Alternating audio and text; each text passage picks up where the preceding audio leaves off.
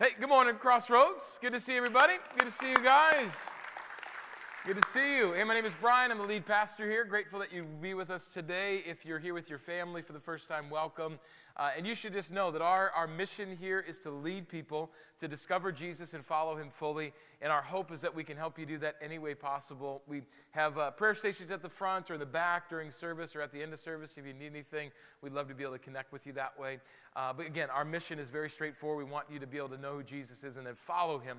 But today, I'm going to give you a heads up. I want you to get into your Bibles. 1 Corinthians chapter 7 is where we're going to be at in just a second. 1 Corinthians 7. So you can open up your Bible or the Crossroads Grace app that we told you about. Brand new. It's really free, and we'd love for you to take a look at that and take a look at all the resources that are on there, but all the scripture's already there for you, and you could download it there. And if you're joining us online in the middle of the week, we just want to say hello to you and glad that you could connect with us today online.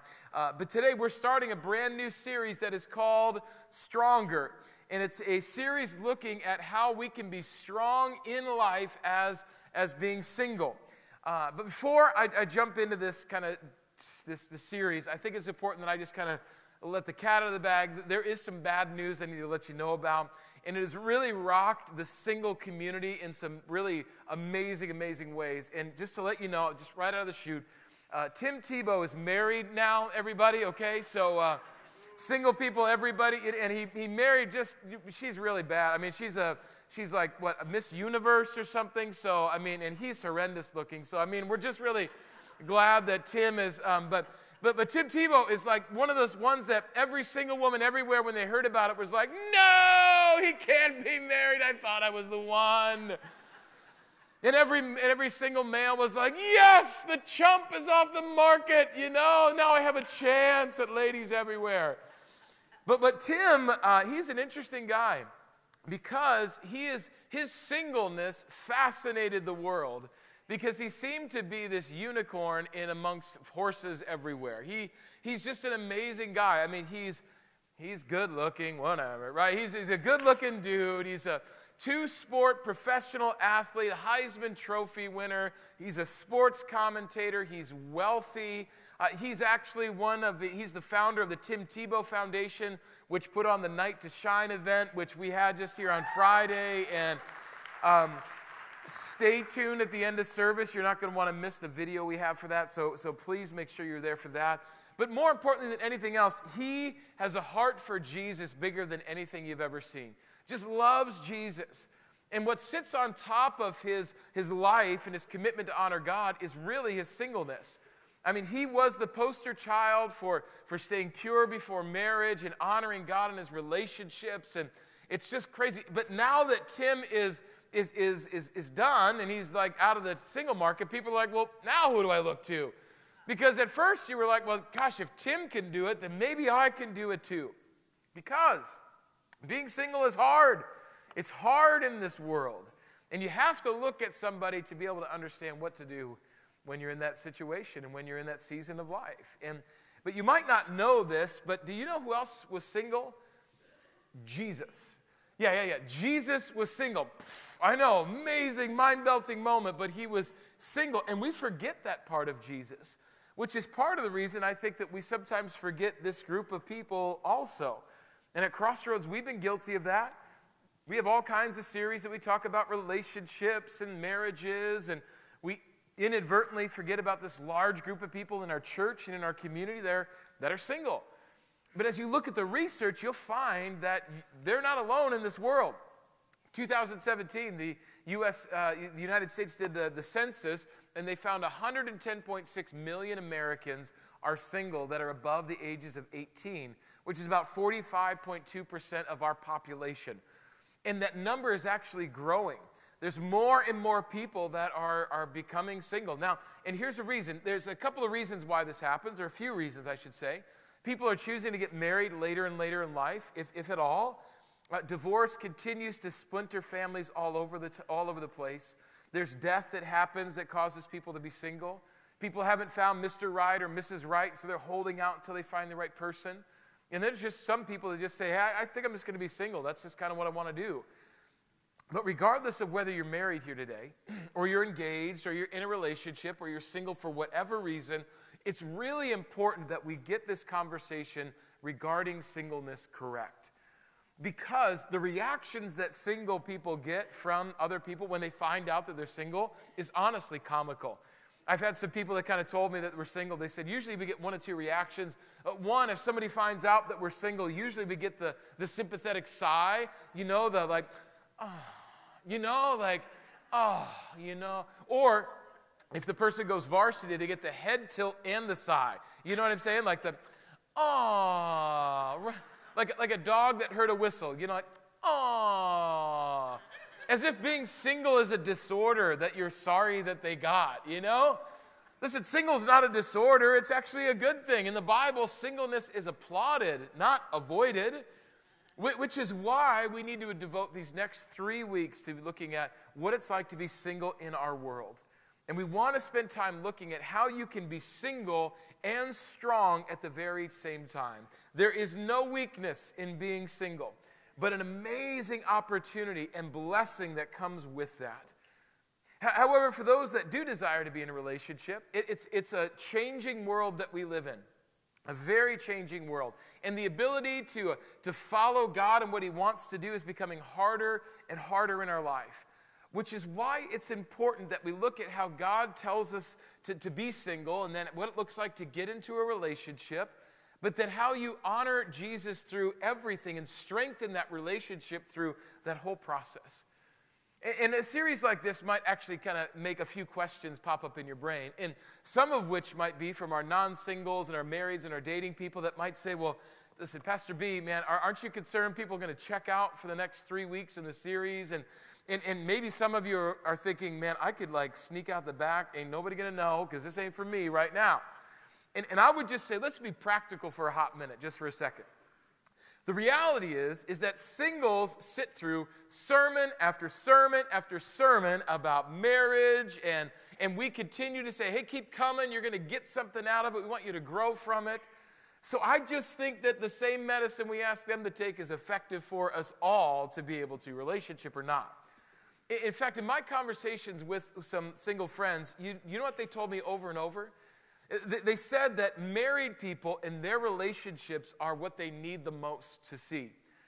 And they talk so often about how when their single friends get married and then they have kids and whatnot, all of a sudden they become the Black Plague. They no longer get invited to stuff and everything. And it's like, well, hang on, like 5 seconds ago, we were buddies, and now you say I do and we can't hang out? Like, what's going on? So the singles are saying, listen, we need to see your relationship up front, and we want to be a part of your lives so we understand what's happening. So this is not a series to check out on. It's a series to lean into. Big time for all of us. Which also then begs another question, though, as you think about the series, and it would be, what does a married guy like me know anything about being single? And that's a great question. I've been out of the single scene for about 20 years now, so I'm a little rusty, when it comes to being single, which is exactly why I put together a group of 12 singles in our church to let me know what it's really like to be single right now. And I had a great conversation with them. It helped me so much in this series. And because we have a diverse church, I was able to get a diverse group of people there, some that have been single their whole life, some that were single because of divorce or because their spouse died, some that were single and they had kids. And so we had just a full opportunity to hear about this subject in different ways. And I learned a ton. And I can't thank them enough for their hearts and about telling me about their struggles and about their victories and how strong they feel. Which is why I felt that this series needed to be named Stronger, because that's what I saw over and over was strength in their life. And so our desire is to see how we can, what strength can come from being single in our world in really 3 distinct areas. And those 3 distinct areas are identity, purity, and security. What does it look like to be a strong single with identity, purity, and security? And so I want us all to be able to grow stronger together as we do that. So let's dive into today together. And I want to start actually with the word strong.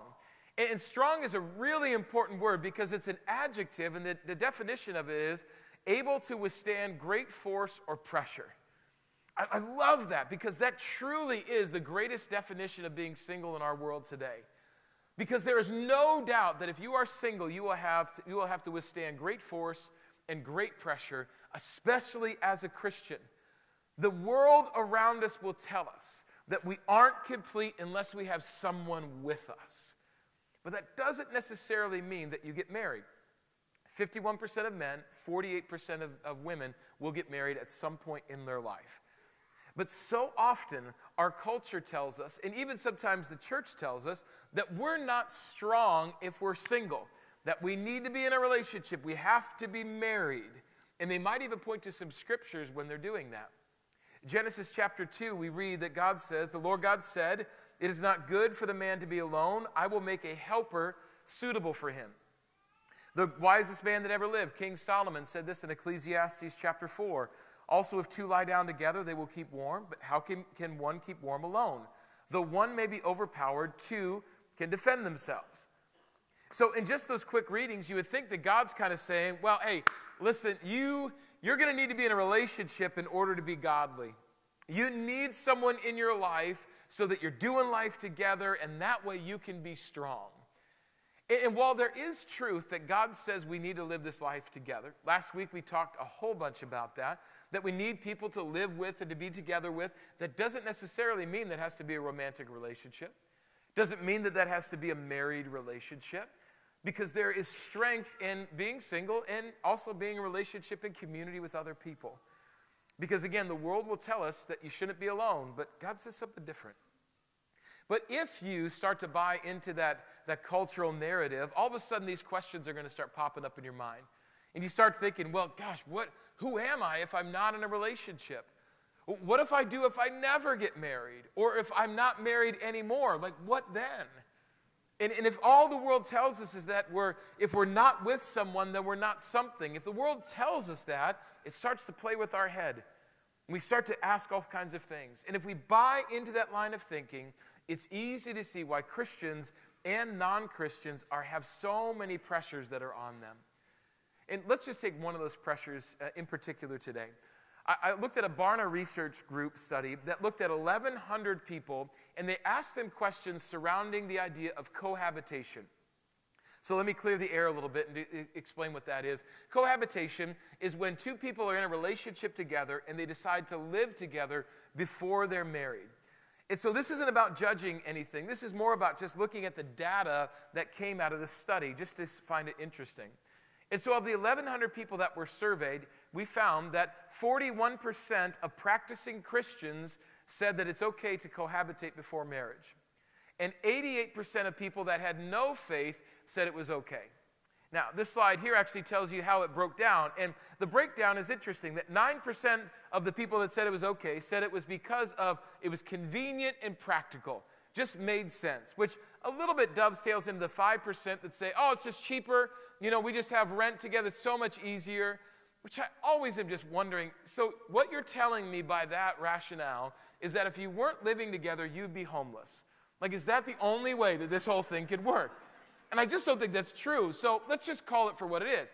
2% is other. I'm not even sure what's in there. But the largest one was 84% of people said that you do it because you want to test compatibility. Meaning that you would never buy a car unless you test drove it. So why would you not live together to test drive this relationship before you got married? It's about testing compatibility. Which all of this kind of really sums up where it's like you're saying, well, Pastor B, listen, it's just the norm, man. Like, you got to get with the times a little bit here. This just is how people do it. I mean, what is really the harm in this happening? What's the harm in me living together with my boyfriend before we get married? What's the harm if I just have a roommate that's of the opposite sex? Really, what's the big deal? And guys, I'll just say, come on. Like, come on. I mean, you mean to tell me that you're in this, like, you're just living together, nothing's really happening, you're just kind of testing the waters? Guys, that's like going to an all-you-can-eat buffet and looking at the food. You know, right? That doesn't, when you go to a buffet, you want to eat your face off when you get there. Like, you are there to eat, okay? So call it for what it is. Like, don't play games. We know what you're doing. But at the very least, At the very least, if you still feel, oh, it's completely platonic, all this stuff, at the very least, you're putting yourself in a really compromising situation. But this is just one of the pressures that are faced with our singles today. And listen, next week, we're going to talk more about this idea of purity. You are not going to want to miss that. But for today, I want you to hear God just say something. God is saying, be patient, do the right thing, make sure that you know who you are in me, in God first. And what some people might argue, though, is that they kind of look at what's happening in our world today. They might look at it and say, listen, here's the deal. Getting into a relationship, all that commingling, all that stuff, it's really the synergy of independence and relationships together. It shows the strength. It shows you that you can be single in a relationship on the terms that make you happy. And we tell God, you know what, God, your way is not the only way. I got another way. In fact, the way that I think it makes me happy right away. And so I'll tell you what, I know who I am, so I'm going to just do it my way. And when that happens, guys, I'm just telling you, we are playing into Satan's playground.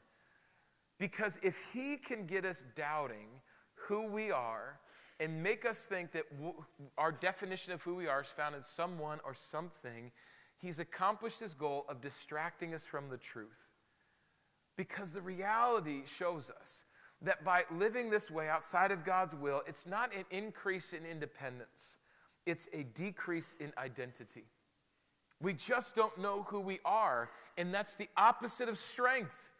When you don't know who you are, what you're forced to do is you're forced to culturally adapt to whatever's happening so you don't feel alone and so you don't stick out, that you just are like everybody else. We replace the truth of God with a lie to make ourselves feel better. That's just what we do. But as we look closer at the Bible, we start to see something that's very staggering about what God really says about being single. And the greatest example of that, I believe, is in 1 Corinthians chapter 7. Now, 1 Corinthians is a letter that was written by a guy by the name of Paul, and Paul was a single guy. Some scholars will tell you that he might have gotten married later in life and had a family, but it's uncontested that Paul actually was single when he wrote this letter.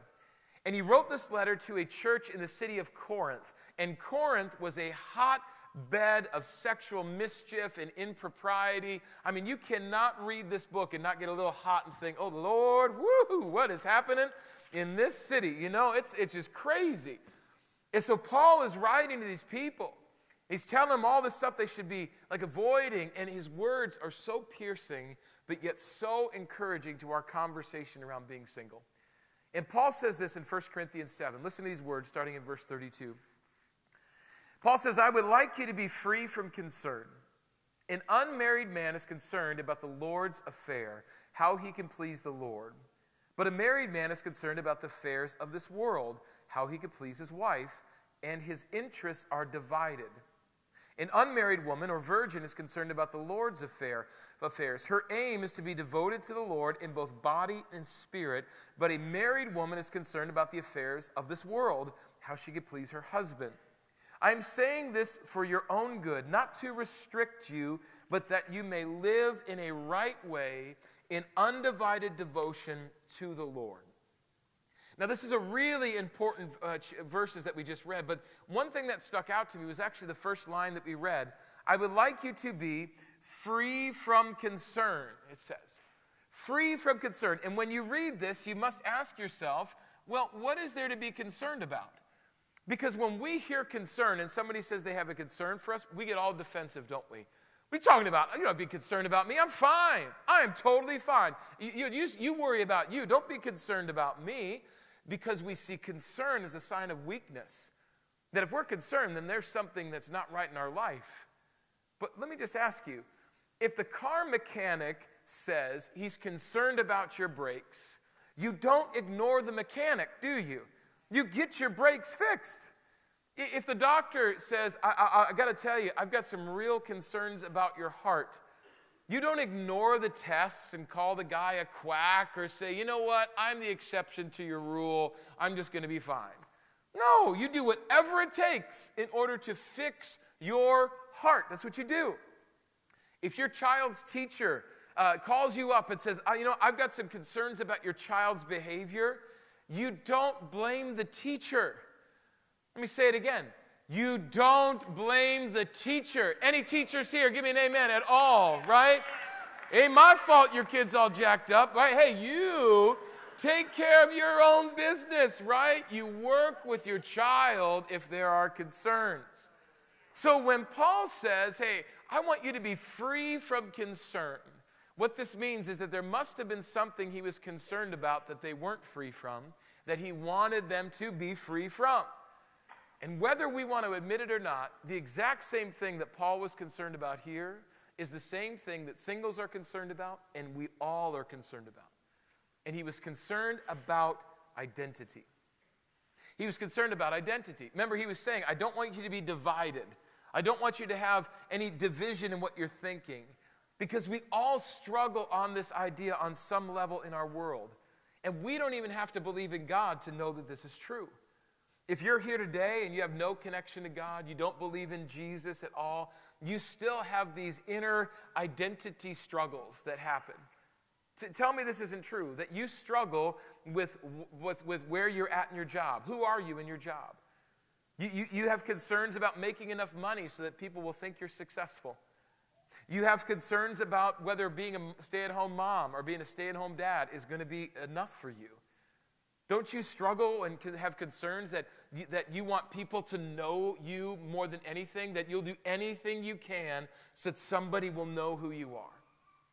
And then if you're a believer in God, on top of that, you have other concerns. Because you have these concerns that you know what God tells you on how you're supposed to live your life, and then you look at how you're living your life and you have concerns. You know that God tells you should be an example to your kids of what a godly family looks like. But you know that you're living together before you're married, and you're concerned about what that's telling your kids. You know that you're supposed to honor him with the very best of your time, your talent, and your resources, but you are in debt to your eyeballs, you're paycheck to paycheck, and you cut God out of the equation every month, and you're concerned about this conflict inside you. We have these concerns, and they bubble up in our lives all the time. And then, if you're single, your concern about identity even rages even louder.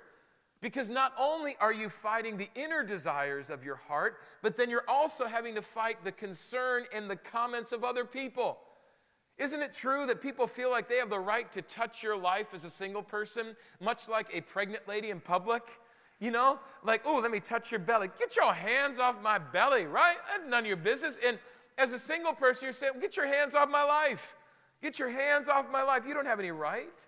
Because everyone seems to have an opinion on why you should be concerned, on why you're not in a relationship and why you're not married. And I'm going to set you up with my cousin, Louis the Fourth, whatever. I'm going to set you up with him because he's really good. Doesn't have a job, but you definitely want to date Louis. Everybody's got concerns because this is what we need. We don't need pity. We need identity. We need to know who we are. And we need to know who we are in Christ more than anything else. Anything short of that falls short of what God designed for us. Anything of that. Because if you put anything ahead of God in your life, that's called an idol. You see, very simply, an idol is what we put in place of God. And that could be good things. It could be dating. It could be marriage. It could be family. It could be kids. But we place them in a position they were never meant to be. I'll say it this way, that the danger in the single life is becoming so fixated on the pursuit of love that we lose sight of our first love in Jesus. That's the danger. Because the truth is that we could reach our goal of being in a relationship, getting married, having a family, and we could still be miserable. As one of the people that in that cohort that I talked with, they said it so well. They said, I'd rather be single and alone than married and alone. It's so good. And let me risk just being super straightforward for a second here today. Just super straightforward. If you want to cause yourself a lot of pain and make sure that you are more alone than you've ever been, then let me just tell you, start dating someone just so you can be in a relationship. If you want that to happen, then get remarried really quickly after you get divorced so that you're not alone. Move in together before you get married just so you can test your compatibility. I'm here today to tell you, and I've seen it firsthand, by doing that, you can all but assure yourself avoiding your identity with God. Because in order for those things to happen, you have to claim that other things are more important, that you must be consumed with what other people think. And you can lie to yourself, but that's the reality. What Paul tells us here in 2 Corinthians 6:14, he says, do not be yoked together with unbelievers. For what do righteousness and wickedness have in common? Or what fellowship can light have with darkness? Paul's just saying, don't rush into something, anything, just because. Don't yoke yourself with just anything so that you're just in a relationship. Just be patient. Be faithful. Trust God's plan. Trust Jesus. We must all realize that our identity has to first be rooted in Jesus. Single, married, divorced, widowed, whatever in between, we need to be identified as followers of Jesus. We have to have our priorities in the right order. And I believe in what I'm about to tell you with all of my guts. Like everything I believe in, I believe that what I call the pyramid of priorities is the most important thing that we need to consider in our life. This is the priorities in which you live your life. And I believe they're broken into 4 categories. And the top of the pyramid is God. That God is saying, I want to be the first thing in your life. I want to be the most important priority in your entire life. That nothing gets before me. I want me alone to be at the top of your pyramid. You and me. God says, I want my first relationship to be me. The second one, though, is our spouse. Our spouse. And I know if you're in here and you're dating or you're engaged, you're a newlywed, you're kind of looking at each other and like, don't listen to him, sweetie. You're my number one. You know, you'll always be my little schnookums. You know, like that's what you're saying. We'll get to that. We'll get to that. Hang tight, okay? But the third one is our kids. And this is where people start to lose their mind because they start saying, well, no. You don't know my little junior. You don't know my little bing bong over there, my little schnooky pants. Like you don't know how important they are. They can't be number 3. They're my right. Okay, we'll get there. And then this last one we call everything else. So it's God, spouse, kids, and everything else. And in the everything else bucket, that is your job, that's your hobbies, that if you dress up like Star Wars characters and stuff like that, that goes in there, you know, like that's everything else, you know. But this is our true pyramid of priorities, God, spouse, kids, and everything else. But when you start to get these out of order, this is where your life starts to crumble. So for instance, if your spouse all of a sudden becomes your number one and goes above God, this is where you take your spouse and you elevate her or him onto a position that was meant for God. And you place your God-sized weight into them and you expect them to do what only God can do. And that's why when your spouse fails you, whether they leave you, whether they can't satisfy all your needs, whether they don't take care of you the way that you think that they should, that's when you feel all the breath come out of your lungs and you're like, well, now who am I? What happened? It's because you had your spouse be your number one and she or he should be your number 2. So your spouse has always been designed to be your number 2. You must keep that in the right order. Now, you're wondering, well, what about our kids? Oh, well, this is where Bing Bong and Junior and all of that kind of stuff. You're like, no, we've got to put everything that we have into our kids. And so you put all your money into them, and you think they're going to go to the NBA, but they're going to be 4'10". They can't even walk without falling over, but they're going to go, baby. They're going to make it there, you know. Or you put all your weight into them. And so what you do is that you elevate them to that position where God is supposed to be. You put God-sized weight into them, and then you see one of 2 things happen, or both of them. One is that you've set your kids up for failure, and they can't live up to what you're asking them to do. And the second thing that will happen is that eventually your kids are going to do what kids do. They're going to grow up. They're going to go to college. They're going to get married. They're going to have bing bongs on their own. Like all this stuff is going to happen. And they're going to drive away in the SUV that you bought for them, and you're going to wave at them as they leave. And then you're going to get back in your house, sit down in your chair, look across the room, and you're going to say, who are you? Right? Because you haven't seen your spouse in the past 18 years because your entire life has been placed into your kids. And this is when all of a sudden you don't know who you are anymore. What happened? It's because you put your kids in the place of God, your priorities were out of whack. How about this last one here? Oh goodness, everything else. This is the good one because this is where we think that our job needs to be really high up there. Because what we say, and we justify this to ourselves, well my job's got to be there because I have to provide for my kids, I got to provide for my family, I got to provide for my spouse, so my job needs to be higher up there. But can I just be really blunt and honest with you? Your job could care less about you. It could care less about you. How do I know this? Because you and I both think, somehow in our brains, that, and some of you haven't thought this, if I left, that place would shut down. They could not survive without me. Can I just pop your idealistic bubble for a second? You leave that job, fired, your own will, you're against your will, they're going to hire your position the next day. They're not going to build a bronze statue. They're going to have an outdated Costco cake for you. That's all they're going to do. That's it. Because your job is a machine. It's about making money. That's all it's there to do. It's not there to care about you. So when you put it above God and you get fired, that's when you're like, well, gosh, who am I now?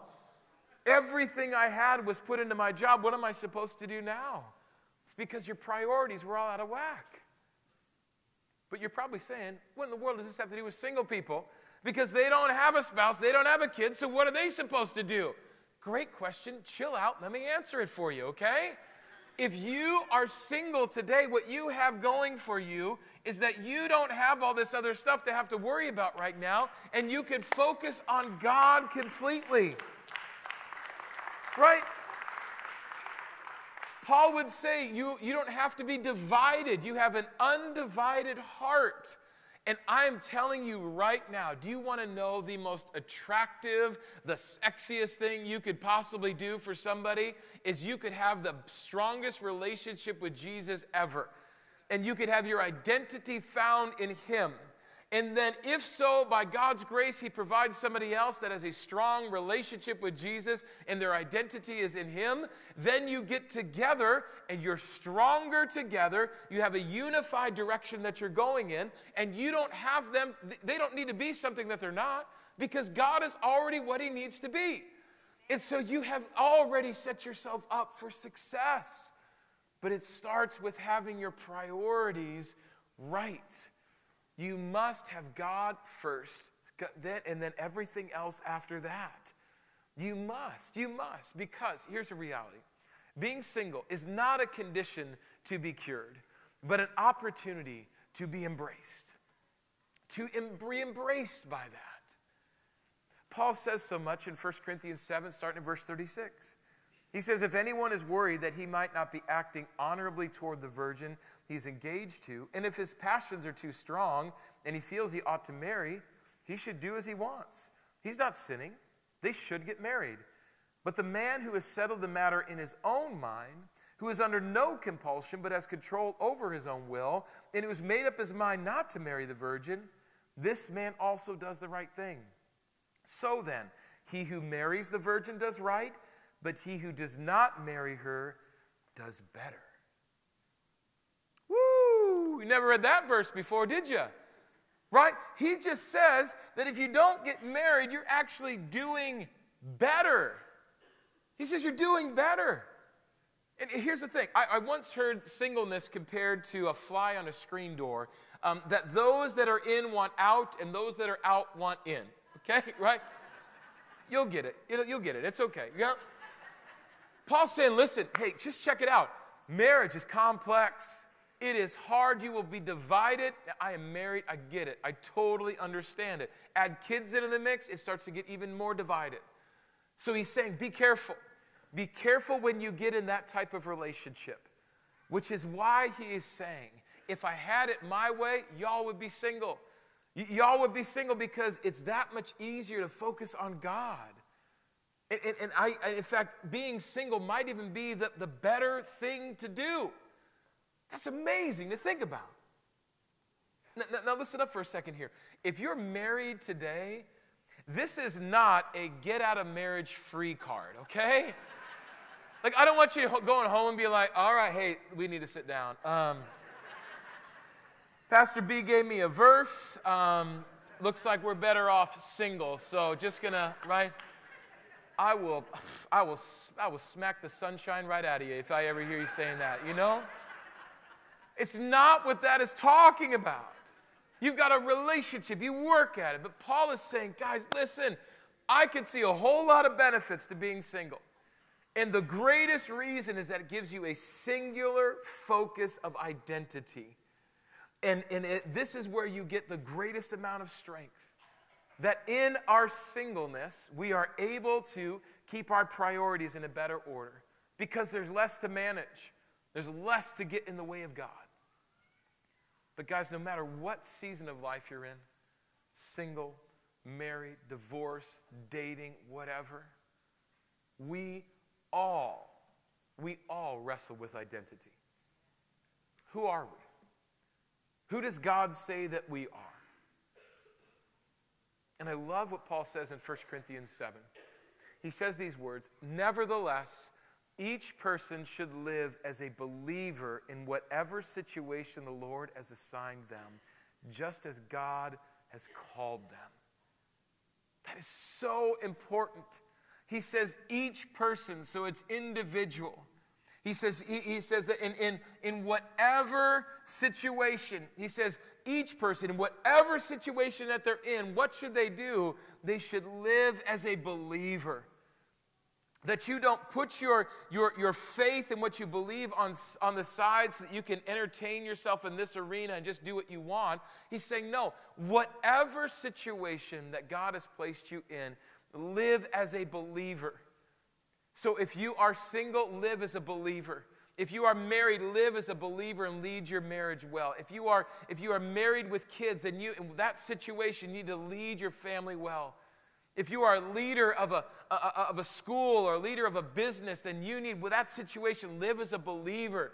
If you're a police officer, live as a believer. If you're whatever it is, live as a believer. There is no place that you can put God over here and put yourself over here, because you need to understand your identity in Jesus goes wherever you're at.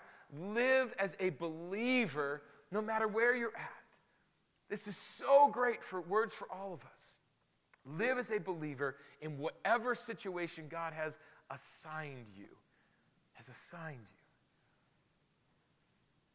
I think to understand this fully, though, I need to give a little Toy Story theology, okay? A little Toy Story theology. Anybody Toy Story fans here? Anybody, right? Online, you love it, okay, right?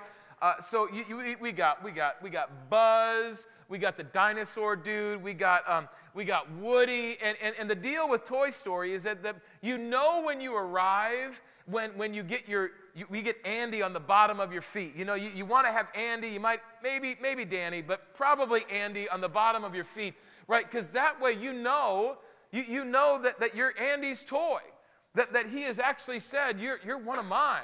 In that I place my name on you because, you know what, I see value in you. I love you. And so you know that when you have Andy on the bottom of your boot, Woody knew that Andy loved him. It's what defined him, right?